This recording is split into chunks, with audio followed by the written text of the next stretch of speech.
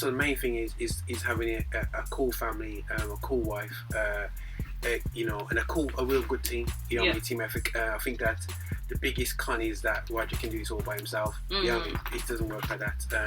The foundation of what I do today is because of a cool team, a cool family, a cool wife, and just great, just for me, just great people around you. I mean, there's been an argument for years and years and years that music influences behaviour, and you know, there's been arguments against that, especially in the hip hop and rap scene. You know, that was a big uproar. Do you think that is true? Do you think that positive music can influence behaviour, or does it really matter? 1,000%, you know what I mean? 1,000%, you know, it's what you are what you eat, as I say, you know what I mean? If you're going to say that eating chips every day is not going to affect you, it will affect your body, yeah?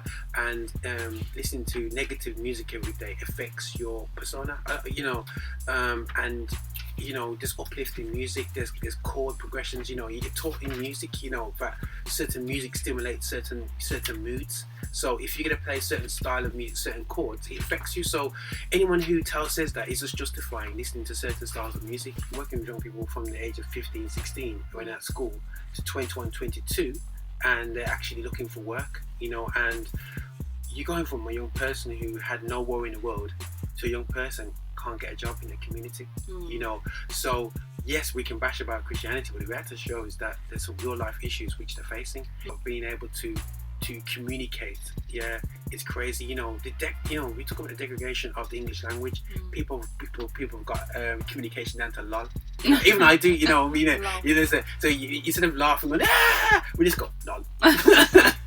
So you know, and it's like instead of going, we go KMT. Training settings, but one thing I've learned is almost a case of creating an environment where they can increase, you know what I mean? So we have about 2-3 producers, and then just meet up at the studio, and we all, you know, everyone had goals at the laptops, and everyone's there producing, throwing ideas at each other. It's creating an environment for creativity to bounce off each other. And what's that like?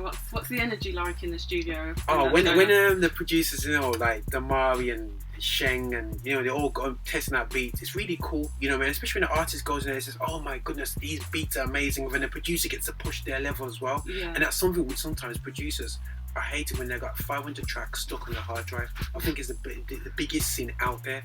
Everyone said we was mad because you don't put on a night full of gospel rappers and have no singers, and we just have pure rappers. And everyone says, Roger, this is ludicrous. I remember when the guys I was working with says, Roger, you might have to give away all the tickets because no one seems to want to come.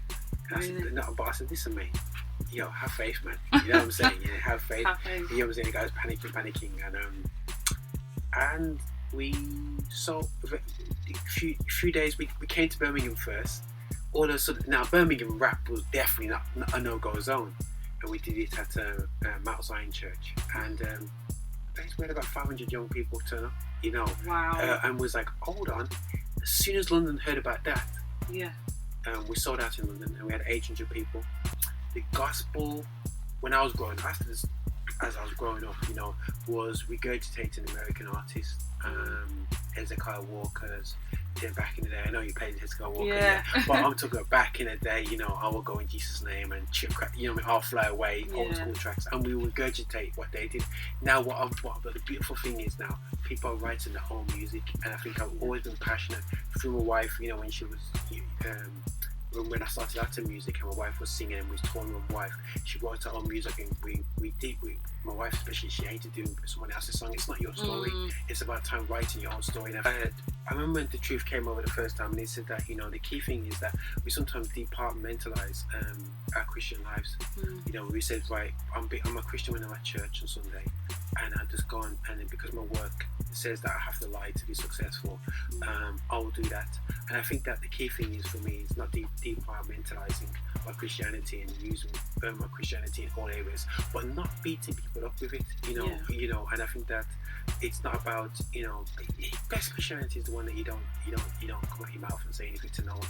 The best one is just being a great guy, being there for people, being, being support for people. I got inspired by watching Kirk Franklin when I was younger. So when they came to the UK, and young people need to be inspired by seeing people deliver something quality. And one thing that used to knock me off growing up is that every time you listen to Christian music, when I was younger, it was rubbish when it comes to urban. It was awful, and I think that what I want people to get across is now there's no excuse.